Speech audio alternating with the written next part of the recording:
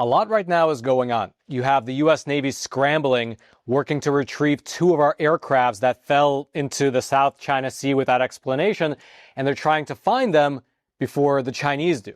On the flip side, however, the decision of whether or not to sell China NVIDIA's AI chips now sits on President Trump's desk awaiting his decision. In the interim, though, you have some people getting, you can say, creative, like the four men who were just arrested by the feds for selling AI chips directly to China and making off with a cool $4 million in the process. And then lastly, Trump's defamation case against CNN was just dismissed by an appeals court, and we'll go through exactly why, as well as what options Trump still has in that particular case. And so please smash those like and subscribe buttons so that this video can be picked up by the algorithm and sent to ever more people. And then let's jump into it, starting with the chips. One of the things that has actually been stopping the Chinese Communist Party from developing their own AI industry up to the level of the US is export controls. Essentially, it's been the official policy of the U.S. that certain chips, specifically the most advanced AI chips, are not allowed to be sold to the Chinese.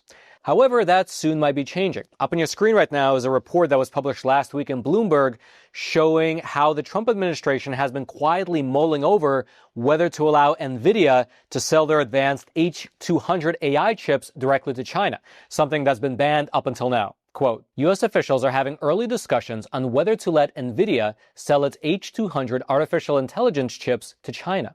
President Donald Trump's team has held internal talks about H200 chip shipments to the Asian country in recent days. No final decision has been made, and it's entirely possible that the idea remains an internal debate and never results in actual license approvals, which are required under export controls that Washington first imposed in 2022. And so indeed, if you look at it on a timeline, in 2022, the Biden administration implemented those export controls. In 2024, NVIDIA came out with the H200 chip, which at least at the time was considered the most advanced AI chip. However, now in 2025, the H200 is no longer considered to be the most advanced. And so Trump is considering allowing NVIDIA to export them to China. And even though those chips would not be the most advanced in the market, allowing them to be shipped at scale, it would nevertheless represent, you can say, a significant concession during these ongoing trade negotiations between the Trump administration and the Chinese Communist Party under Xi Jinping.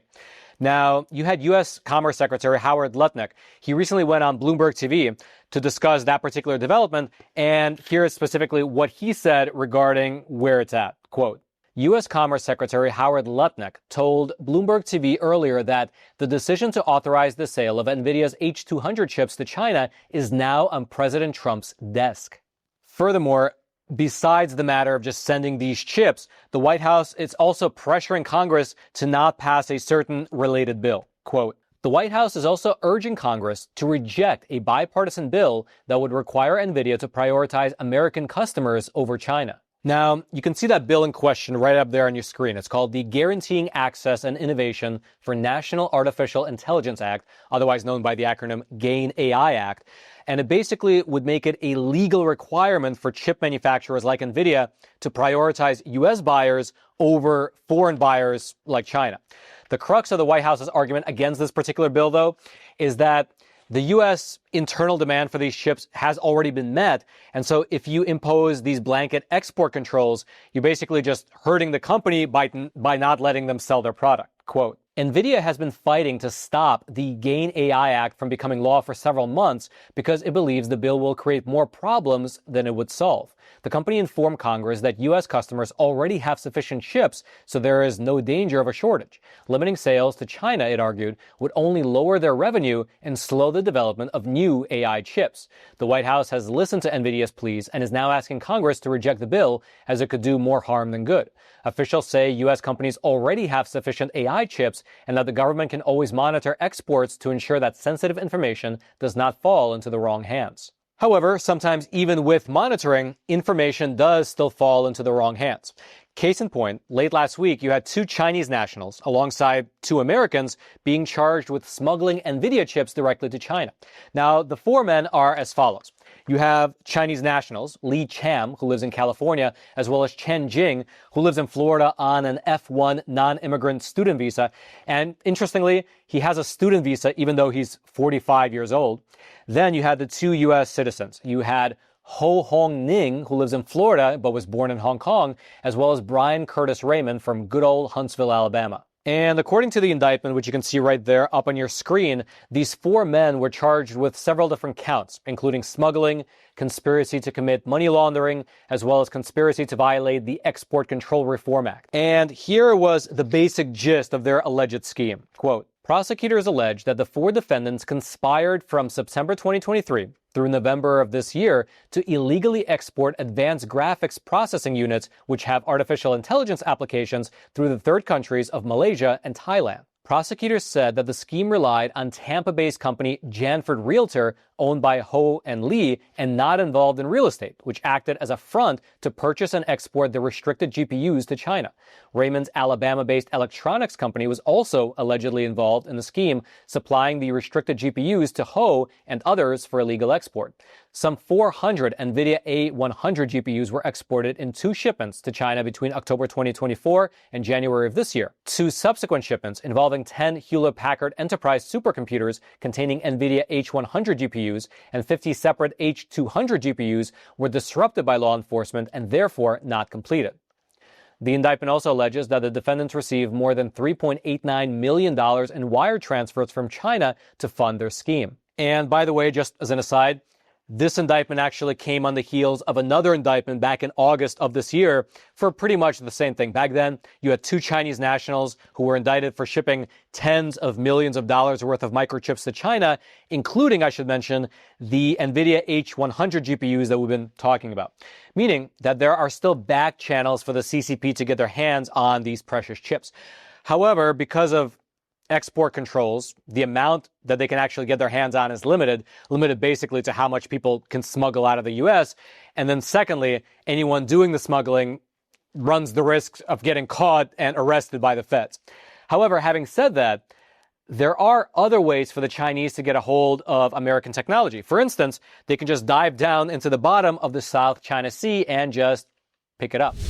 All right, just to pause here for a super quick moment, I'd like to quickly introduce today's sponsor, the one, the only Give, Send, Go, the true fundraising platform of America.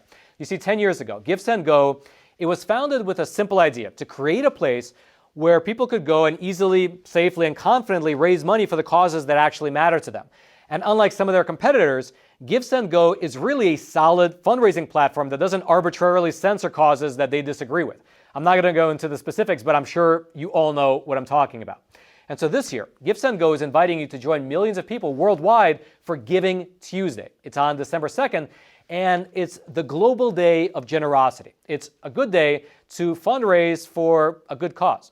And so whether it's, let's say, helping a loved one in need, supporting a local ministry, meeting a need in your community, or anything else, Give, Send, Go is really the best place to start your fundraising campaign, to share your story, and to rally support. And also, it's not just about raising the money, it's also about generating hope. Give, Send, Go is the only crowdfunding platform with a pray button, which allows people to go ahead and send and receive prayers on every single campaign page. And also, they have an in-house dedicated hope team that personally calls to pray for every campaign. And so ahead of Giving Tuesday, which is again December 2nd, start your fundraising campaign on Give, Send, Go. Just head on over to givesendgo.com/factsmatter and use the promo code Roman2025 for a discount on your fees. Again, that's givesendgo.com/factsmatter and use promo code Roman2025. And also, this is something that I will just personally do. If you use my promo code to set up your fundraiser, email me a link to your fundraiser, and as long as it's solid, I'll share it on the show before December 2nd. And by solid, I mean you're not just fundraising money for your trip to Aruba. If you set up a real fundraiser and send me the link at factsmatter@epictimes.com, I'll put it up on the show before Giving Tuesday. So you watch the show, you support me, I'll support you right back. All the details will be down in the description box below. Check it out. You see, back in October of this year, you had two American aircraft basically fall off the USS Nimitz while it was sailing there in the South China Sea. Quote, the U.S. Navy is working to retrieve an FA-18 Super Hornet and an MH-60 helicopter from the bottom of the South China Sea, wreckage that analysts say could hand Beijing valuable intelligence if China were to reach it first. Both aircraft went down within about 30 minutes in late October while operating from the USS Nimitz. All personnel were rescued, and while the Navy has not identified a cause, President Donald Trump suggested soon afterward that contaminated fuel may be responsible. And now the U.S. Navy is rushing to recover these 2 aircraft units before the Chinese can. According to a statement from Commander Matthew Comer, the Navy already has a heavy-duty salvage vehicle right there looking for the wreck. Quote, U.S. Navy ship Salvor, model number TARS-52, a Safeguard-class salvage ship operated by Military Sealift Command, is on scene conducting operations in support of the recovery efforts. For your reference, the Salvor ship has a lift capacity of 300 tons, which is more than enough to lift up either aircraft.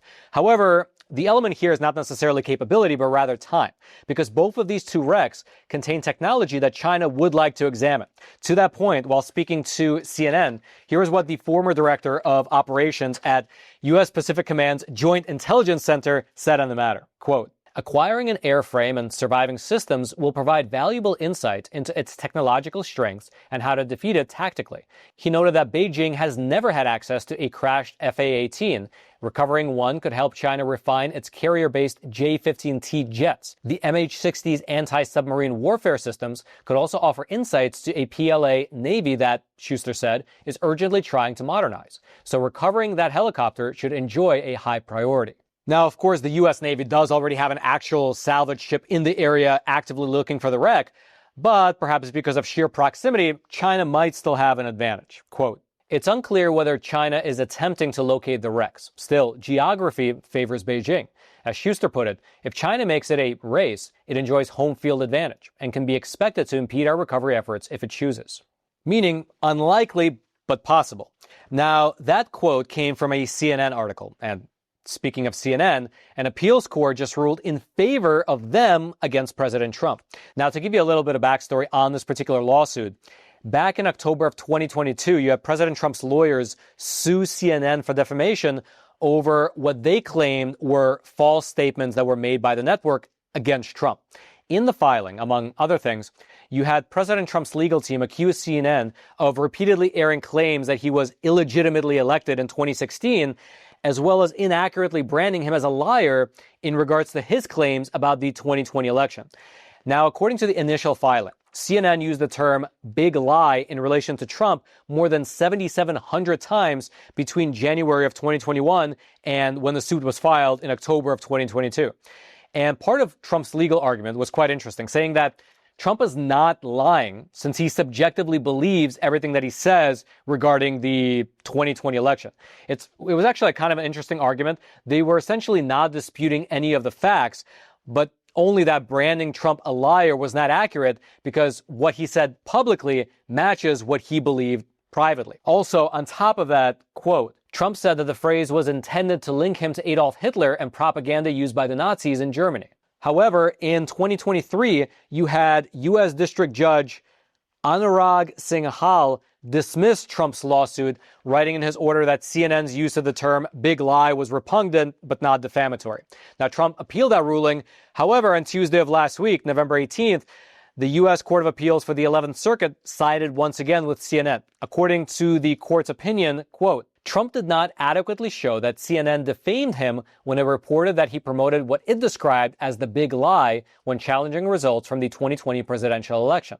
Second, Trump's argument hinges on the fact that his own interpretation of his conduct, i.e., that he was exercising a constitutional right to identify his concerns with the integrity of the elections, is true, and that CNN's interpretation, i.e., that Trump was peddling his big lie, is false. However, his conduct is susceptible to multiple subjective interpretations, including CNN's. Trump has not adequately alleged the falsity of CNN's statements. Therefore, he has failed to state a defamation claim. Now, we here at the Epoch Times did reach out to Trump's legal team in order to ask whether they will be appealing this ruling to the U.S. Supreme Court, but they have yet to get back to us. However, we did also reach out to CNN, and one of their spokespeople got back to us by simply saying the following, quote, we are declining to comment on the ruling. Thank you very much. And so there you have it. If you'd like to go deeper into any of the stories that we went through in today's episode, including the NVIDIA export controls, the 4 guys that were caught selling chips to China, the U.S. Navy racing to recover those 2 aircrafts, as well as the developments in this latest lawsuit between CNN and Trump, I'll throw all those details down into the description box below this video. the description box I'll mention right below those like and subscribe buttons, both of which I hope you already smashed. But if you haven't already, here's another opportunity to please smash them both. However, if you did already smash them, do not smash them again because that will actually invalidate your earlier smash. And then until next time, I'm your host, Roman from the Epoch Times. Stay informed, and most importantly, stay free.